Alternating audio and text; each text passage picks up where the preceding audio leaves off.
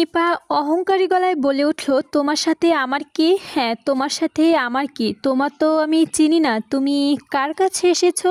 নিপা শামীম নিপার কথাগুলো শুনে ওর মাথাটা চক্কর দিয়ে উঠল। ও আর কোনো কিছুই বুঝতে পারছে না নিপা কেন ওর সাথে এরকম ব্যবহার করছে। এখন নিপাকে কিছু বলা উচিত, কোনো ভাষা খুঁজে পাচ্ছে না। ও এক দৃষ্টিতে নিপার দিকে রাগান্বিত মুখটার দিকে তাকিয়ে রইল। এভাবে তাকিয়ে থাকতে থাকতে কেন জানি না চোখ সচল হয়ে আসলো। মনে হয় দু এক ফোঁটা জল এখনই গড়িয়ে পড়বে। হঠাৎ খেয়াল করলো এ কি হচ্ছে ওর। এত ভেঙে পড়লে চলবে না। তারপর পকেট থেকে রুমাল বের করে মাথা নিচু করে আরোভাবে চোখ মুছে ভেজা গলায় বলল, নিপা তুমি আমার সাথে কেন এমন করছো? তুমি আমার সাথে এমন ব্যবহার করছো কেন? আমি কি এমন অপরাধ করেছি যার জন্য তুমি আমার সাথে? দয়া করে আমার অপরাধটা খুলে বলো, তারপর না হয়। নিপা শামীমের দিকে না তাকিয়ে ঘাড় ঘুরিয়ে বলল, তোমার সাথে আমার কোনো কথা নেই, যা কথা ছিল সব শেষ হয়ে গেছে, এখন তুমি যেতে পারো। আর শোনো, আজ থেকে আর কোনো দিনও আমার সামনে আসবে না। শামীম নিজেকে আর কোনোভাবে সামলিয়ে রাখতে পারছে না, তারপর শক্ত হয়ে বলল, না আমি যাব না। কি এমন দোষ করেছি যার জন্য এভাবে আমার সাথে দুর্ব্যবহার করছো? আমার জানা উচিত তোমার সাথে আমি অন্যায় করিনি, তবু কেন তুমি আমাকে এভাবে? কি বললে? কোনো অন্যায় করনি? তোমার মতো প্রতারকের মুখ খেয়ে এই ধরনের কথা শোভা পায় না। সিসি আমির, সিসি আমার ভাবতেও অবাক লাগছে তোমার মতো প্রতারকের সাথে আমি এতদিন কথা বলেছি।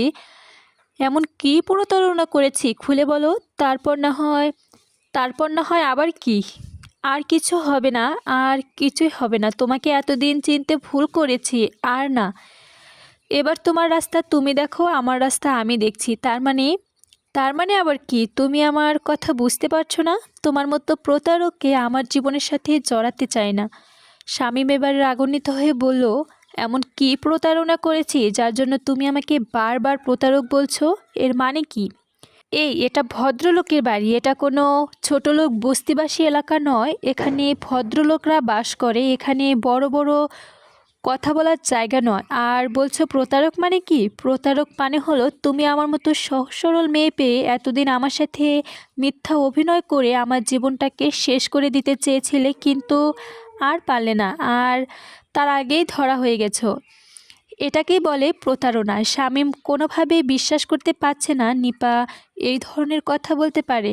হঠাৎ করেই ওর মন চেঞ্জ হয়ে গেল। কোনোভাবেই নিজেকে সামলিয়ে রাখতে পারছে না, বারবার কান্না করতে পারছে না। তবুও কোনো রকম নিজেকে শক্ত করে বড় গলায় বলল, এ কী বলছো তুমি? তোমার সাথে এতদিন আমি মিথ্যা অভিনয় করেছি? না নিপা, না। এ তোমার ভুল ধারণা। আমি তোমার মন উজাড় করে ভালোবেসেছি এবং আজ পর্যন্তও ভালোবাসি। এভাবে তুমি আমাকে ভুল বুঝো না।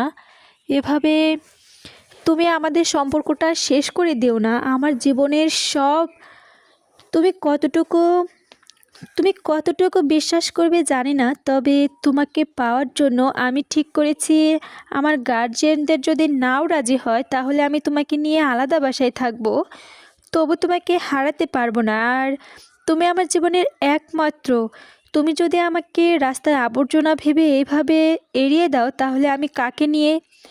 এই কথাগুলো বলতে বলতে শামীমের দু চোখ বেয়ে গড়িয়ে পড়ল জল। নিপা শামীমের মুখ থেকে কথা কেড়ে নিয়ে ওর দিকে না তাকিয়ে বলল, তোমার এমন কে বা আছে যে তোমার জন্য সবাই ছেড়ে আসবে? তুমি তো একটা পালক, অন্যের দয়ায় মানুষ হয়েছো, আবার ওদের সাথে প্রতারণা করতে চাচ্ছ। সিসি তোমার মতো বেইমানের জায়গা কোথায় হবে? অবশ্যই তোমার কোনো দোষ দিয়ে লাভ নেই, কারণ তুমি তো একটা বাপ মার কুলঙ্গার সন্তান।